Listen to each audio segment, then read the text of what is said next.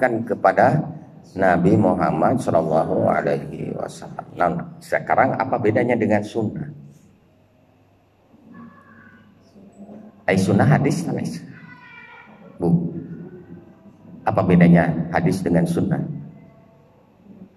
Hadisnya sudah ya. As-sunnah.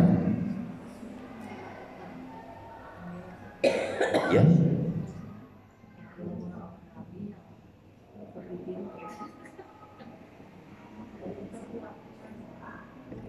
Cek bahasa Inggris nama ya Bu.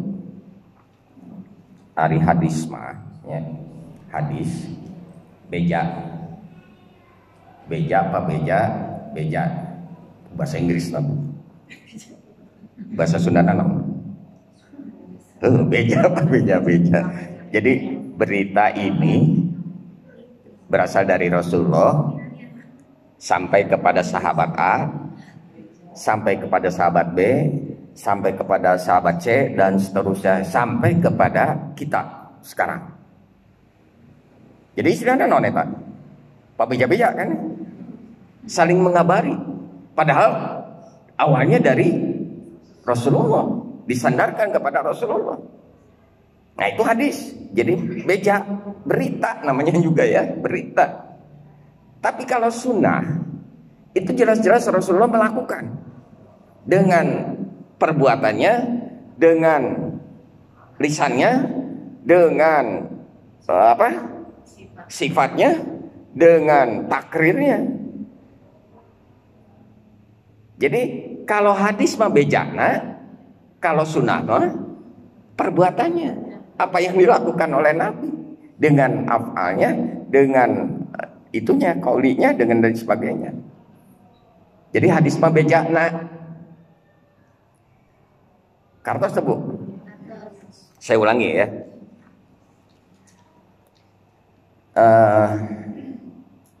Contoh Bu. Saya minta kepada ibu-ibu untuk bawa spidol. Timimiti ibu yang sebelah sana. Cek ibu sebelah sana, Pak Ustadz minta bawain spidol. Kasih ibu ya nuka dua. Si ibu kedua kan nuka tiru. Terus Pak beja-beja berita itu kan. Beritanya tentang apa? Iya, bawa spidol. Beritanya Pak beja-beja kirim berita terus sampai terakhir. Pas terakhir petugasnya, oh saya teh diberikan tugas untuk bawa spidol. Nu terakhir nanti nyata petugas masjid atau siapa ibu-ibu yang majelis talim yang bagian peralatan merenya gitu. Nah itu teh namanya hadis, berita. Tapi kalau sunnah itu perbuatan nabinya. Meskipun memang sampai kepada kita diberitakan oleh orang lain. Ya. Paham nggak kira-kira nih Bu? Jadi hadis mah bejana, bahwa Rasulullah itu pernah melakukan ini, pernah melakukan bejana. Ya hadis. Kalau sunnah mah perbuatannya. Bahwa Rasulullah berbuat ini. Rasulullah mencontohkan ini. Nah itu perbuatan anak. Itu sunnah ya. Apa yang dikatakan oleh Rasulullah, apa yang diperbuat oleh Rasulullah, apa yang menjadi sifatnya Rasulullah, apa yang menjadi responnya Rasulullah, itu sunnah. Lamun bejana, nah itu baru hadis, kabar. Kabayang teh ibu-ibu untuk membedakan antara hadis dan sunnah. Persamaannya hadis dan sunnah adalah sama-sama disandarkan kepada Rasulullah, karena yang punya contoh Rasulullah. Ibu percaya teh lamun abdi ngaluarkeun hadis ayeuna. Oh. Pan Rasulullah mah anu ngaluarkeun hadis sudah tidak ada lagi ya. Khatamul Anbiya kan gitu. Tidak ada lagi nabi setelah Nabi Muhammad, tidak ada lagi rasul setelah Rasulullah. Jadi lamun ibu-ibu ngadangu hadis di abdi ngaluarkeun hadis, ting hadis naon lah pokokna mah pasti moal dipercaya. Duka ting tingkatan naon, doib ge duka gitunya. Nah itu ya bedanya. Jadi untuk memahami hadis dan sunnah ini ya kita harus banyak belajar tentang mustalahul hadis ya. Bagaimana hadis itu diturunkan, terus seperti apa ya hadisnya. Nah, itu harus belajar banyak. Yang tidak mungkin kita pelajari hanya dalam waktu 1 jam. Saya aja di kuliah sabar semester, Bu Ketua, belajar mustalahul hadis sabar semester baheula. Aduh, Bu. Lain jam-jaman deui semesteran, Bu. Untuk mempelajari sebuah hadis ini ya. Ilmu hadis, ilmu mustalahul hadis sabar semester diajar. Akhirnya aku dipelajari dalam waktu 1 jam. Wah, luar biasa ini, Bu. Hebat.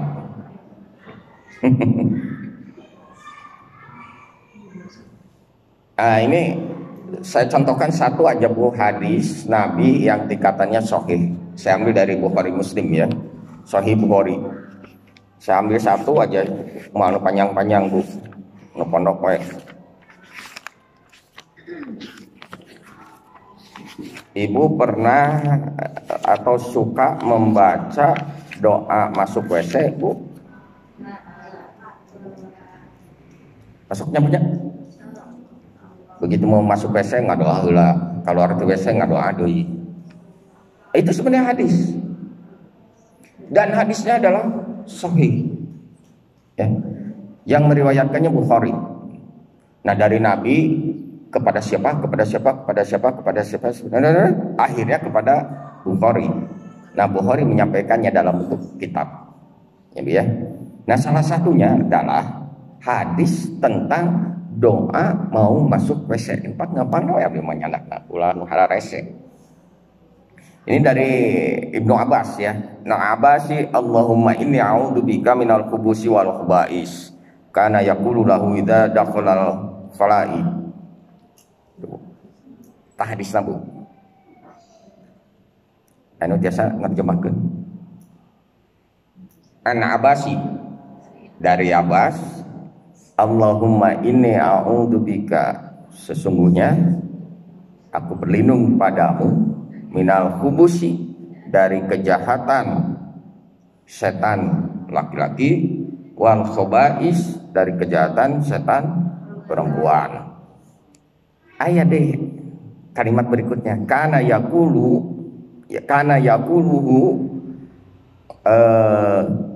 Nabi mengucapkan sebagaimana diucapkan oleh Nabi gitu ya. Nanti tadinya ka Nabi yaquluhu, dikatakan oleh dianya itu adalah Nabi. Sebagaimana dikatakan oleh dia, idza dakhala khala'i, ketika hendak masuk masuk naon? WC. Masuk WC. Jadi itu hadis. Ibu jangan berpandangan bahwa doa itu bukan hadis. Hadis semuanya juga. Ada doa yang sumbernya dari Al-Quran, ada doa yang sumbernya dari hadis. Nah, ini sekarang kenapa Allah tidak menurunkan seluruh doa itu di dalam Al-Quran? Kunaon gitunya. Ada doa yang disampaikan oleh Allah di dalam Al-Quran, tapi ada doa-doa yang disampaikan oleh Nabi di dalam hadis. Ya, urusan-urusan yang kecil, yang sehari-hari, Allah hanya memberikan perintah saja untuk berdoa. Berdoa, ud'uni astajib lakum.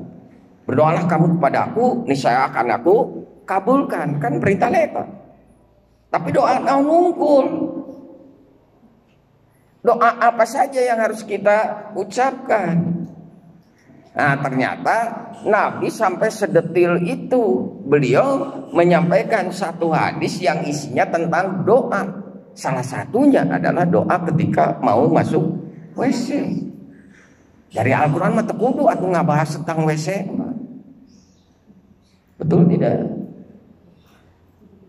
Cukup dengan perintah saja, ud'uni astajib lakum, udah selesai. Urusan doanya apa saja itu nanti Nabi yang menjabarkannya. sesuai dengan kebutuhan. Karena tidak semata-mata Nabi mengeluarkan hadis kalau tidak ada kebutuhan, kalau tidak ada peristiwa, kalau tidak ada kejadian. Ya, sampai jam sabaraha itu kurang teh? Kami kan ini.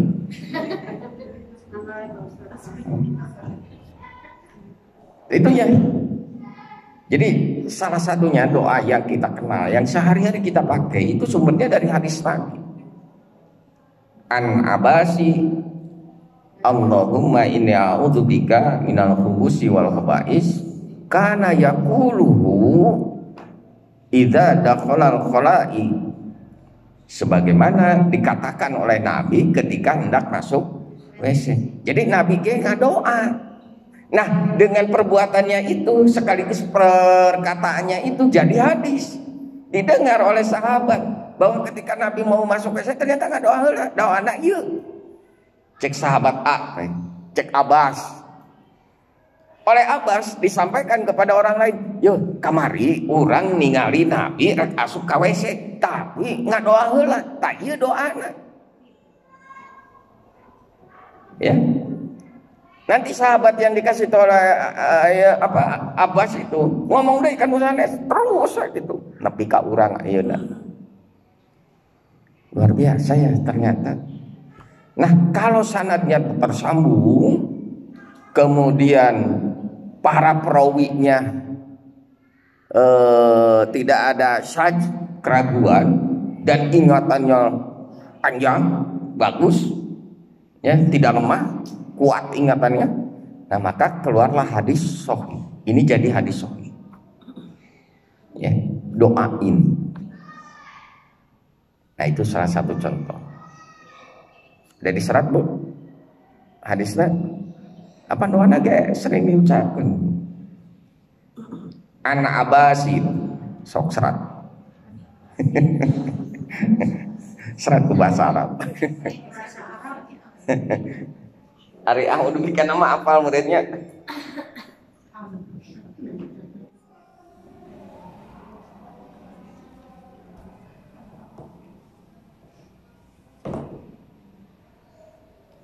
Contoh hadis sahih.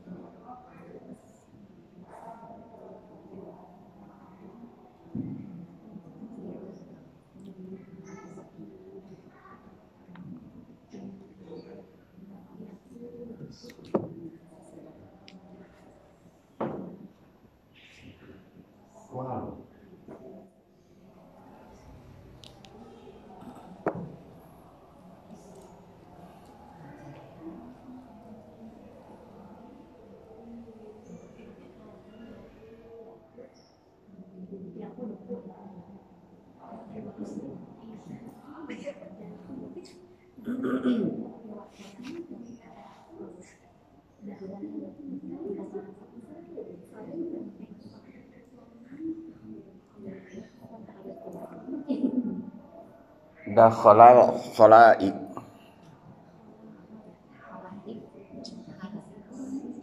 Khalai.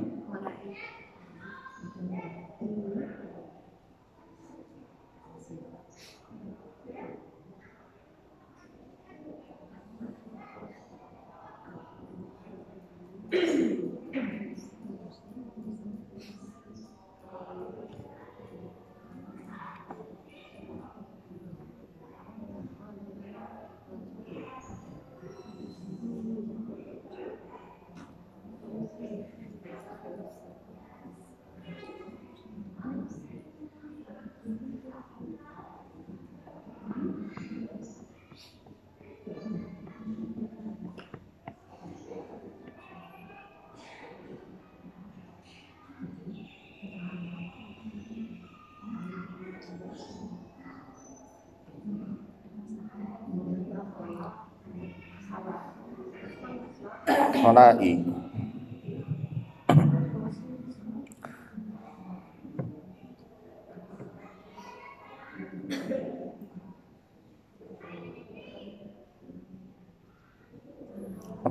Punten, sanes Ibnu Abbas ya.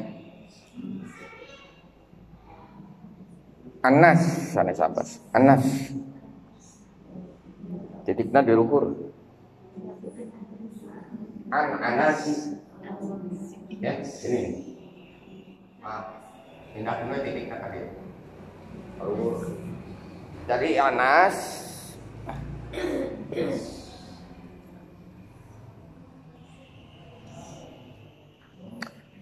Nah itu ya Bu ya, salah satu contoh hadis sahih, tingkatannya sahih. Nanti kalau kita bertemu lagi, kita coba melihat macam-macam hadisnya Bu ya, macam-macam hadis. Dari mulai hadis yang paling tinggi hadis sahih sampai hadis yang paling rendah hadis dhaif. Nah ini yang menjadi persoalan di kita sekarang adalah banyak pernyataan-pernyataan yang didoibkan. Yang punya. Jadi kalau kita berbuat sesuatu berdasarkan hadis ini, sebut aja, oh ini kan hadisnya doib. Seueur kita ini Bu. Maca kunut doib hadisnya apa mananya? Ada yang gitu? Ada Bu. Tahiyat curugna utak-utakan. Ada ya Bu ya? Karena ada hadisnya. Sebut aja hadisnya doib gitu. Beres tahiyat begitu salam musab banget hadisnya doib gitu. Padahal belum tentu. Nah itu jangan sampai kita gampang menyampaikan bahwa sesuatu itu doib atau lemah hadisnya, belum tentu ya. Kita harus lihat dulu periwayatnya. Nah ini yang sulit ya, yang berat bagi kita, karena kita harus tahu ilmunya. Ini yang meriwayatkannya siapa? Sanadnya kumaha, matana kumaha, ieu kumaha, itu kumaha. Untuk menyebutkan itu hadis sahih atau tidak sahih, nah itu harus tahu. Yang paling gampang ya kita beli aja kitabnya hadis sahih, beres. Berarti namun di luar eta mungkin hadisnya hasan atau mungkin hadisnya dhaif, paling lemah. Itu saja, ya biar. Nu gampangna urang malah berpikir praktis. Soalnya lamun berpikir bertele-tele jelimet cek bahasa Indonesia na. Iya udah urang mah. Komo ieu mah bahasana bahasa Arab. Tidak ada satupun hadis yang berbahasa Indonesia. Sayangnya karena memang turunnya di Arab. Coba lamun Rasulullah baheula turun aya di Indonesia meureun bahasa Indonesianya. Tapi di Indonesia lagi cenah aya baheula mah tuh 1400 tahun yang lalu Indonesia sudah ada belum? Nah itu dia ya. Yang jadi persoalan itu. Kenapa turunnya di Arab? Cing ayeuna terang teh Bu, kunaon Rasulullah turun? Para nabi itu rata-rata turunnya di Arab. Kunaon cing? Ti mimiti Nabi Adam nepi ka Nabi Muhammad. Satu dari sisi bahasa. Ya, kedua, wilayah Arab pada saat itu dikuasai oleh orang-orang kafir, orang jahiliyah. Bagaimana cara memperbaikinya? Maka ada diturunkan para nabi didinya supaya jahiliyahnya hilang. Ya. Tapi kan rata-rata hampir setiap nabi itu mengalami kegagalan. Kecuali yang terakhir, yaitu Nabi Muhammad. Jadi rahmatan lil alamin, bahkan bukan hanya untuk orang Arab saja. Mata hadis oge berbahasa Arab nyawayana orang supaya tahu tentang hadis ya orang kudu belajar gitu teh. Dalam hadis bahasa Indonesia mah enak ya. Ya, tidak perlu memikirkan bahasa Arab dalam hadis tapi dah nggak demikian. Contoh lain sholat lah, sholat. Bacaannya sholat pakai bahasa Indonesia. Timimiti takbiratul ihram, timimiti niatna. Nepi ka tahiyat, nepi ka salam, nggak ada yang berbahasa Indonesia. Nah, para ulama ada yang memberikan penjelasan begini. Karena niat itu tidak termasuk rangkaian sholat, artinya kalau niatnya memang rukun ya, rukun sholat. Tetapi bacaannya itu tidak termasuk karena sunnah. Nah, boleh menggunakan bahasa Indonesia, bahasa lokal. Cek paribasana cenah niat mah ku bahasa Sunda oge meunang. Niat paula salat maghrib 3 rakaat yang hareup ka kiblat Allah karena Allah taala Allahu akbar. Ngan Allahu akbar na eta nu teu bisa diterjemahkeun. Bahaya salat Allah maha besar. Wah, cilaka kabeh. Ya, tidak bisa dibahasa Indonesia kan. Ya, itu salah satu contoh. Itu sebenarnya dari hadis Nabi juga ya, dari hadis Nabi tentang sholat, bab sholat. Jadi wayahna orang kudu belajar bahasa Arab, bahasa Nabi. Ya. Nah, Bu, itu salah satu contoh ya hadis yang tarafnya sahih. Ya, anak-anak sih Allahumma ini dari Anas doa ini karena yaquluhu sebagaimana yang dikatakan oleh Nabi ya. Jadi Anas mah hanya mengabarkan saja. Makanya disebut karena yaquluhu sebagaimana yang diucapkan oleh dia. Maksudnya dia adalah Nabi ya. Idza dakhala qala'i ketika akan masuk ke WC. Jadi Anas hanya mengabarkan kepada para sahabat. Para sahabat mengabarkan lagi sampai kepada kita. Ya, itu salah satu contoh hadis ya Bu ya. Eta apa yang temu untuk pembukaannya ya. Ini baru pembukaan Bu. Mendalang mana beta talu ya Bu. Can keluar wayangna. Nembe talu. Nah, ya. Tapi sudah sedemikian banyak karena memang mempelajari hadis tidak cukup dengan 1 jam kata saya juga banyak dan ini saya lewat-lewat Bu ambil dikit supaya Ibu paham lah, yang penting pahamnya aja dulu ya. Genting non tahu atau tidak tahu hadisnya yang mana yang sahih, yang penting paham aja dulu awalnya bahwa hadis itu seperti ini, yang disebut sunnah itu seperti ini, itu saja. Barangkali nanti ada pertanyaan, apa sih perbedaan antara hadis dan sunnah? Al-hadis dan as-sunnah. Bahwa hadis itu hanya berita, ya, berita yang disadarkan kepada Nabi Muhammad Shallallahu Alaihi Wasallam. Sedangkan as-sunnah adalah apa yang diucapkannya, apa yang diperbuatnya, apa yang menjadi responnya Nabi. Nah itu as-sunnah. Ya Bu ya.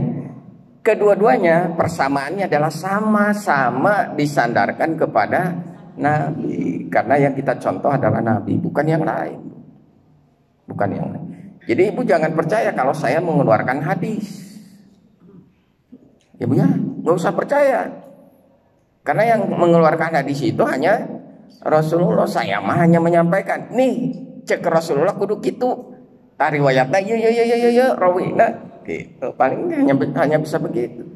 Tapi kalau ketika tiba-tiba saya mengeluarkan sebuah hadis yang tidak ada sandarannya kepada Rasulullah SAW, jangan dipercaya. Atau siapapun mengeluarkan hadis yang tidak ada sandarannya kepada Rasulullah, jangan dipercaya. Ibu ya. Dan semua hadis sunnah itu disandarkan kepada Rasulullah, bukan kepada yang lain.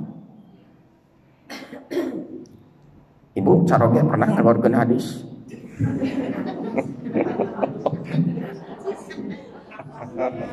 Waring gitu. Hadisnya tertunjuk. Hadis itu kan bisa berupa perkataan ya, ya, bisa perbuatan ya. Apa yang dikatakan oleh suami kita, apakah itu sebuah hadis? Apa yang diperbuat oleh suami kita, apakah itu sebuah hadis? Atau respon suami kita juga sebuah hadis? Bisa jadi, karena dalam bahasa Arab hadis itu adalah itu ya, ya. Nah, kita hadisnya dalam hal ini adalah hadis yang dikeluarkan oleh Rasulullah Shallallahu Alaihi Wasallam. Apa yang menjadi ketetapannya, apa yang menjadi hukumnya, apa yang menjadi segalanya, nah itulah hadis. Ya. Nah, ibu-ibu, itu sajalah untuk sore hari ini. Terima kasih. Ada yang mau ditanyakan dulu sebelum kita akhiri? Kalau bisa saya jawab, insya Allah saya jawab. Kalau tidak bisa ya saya belajar lagi. Karena kita sama-sama belajar ya. Banget.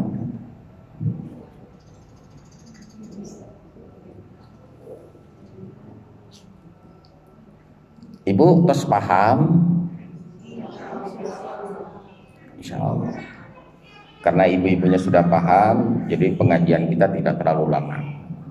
Kita akhiri saja karena sudah paham ya, ya. Nah, diteruskan jadi olap oke.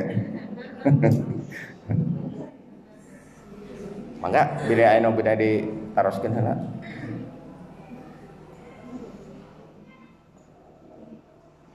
Gaya. Kalau tidak ada langsung doa deh. Ya.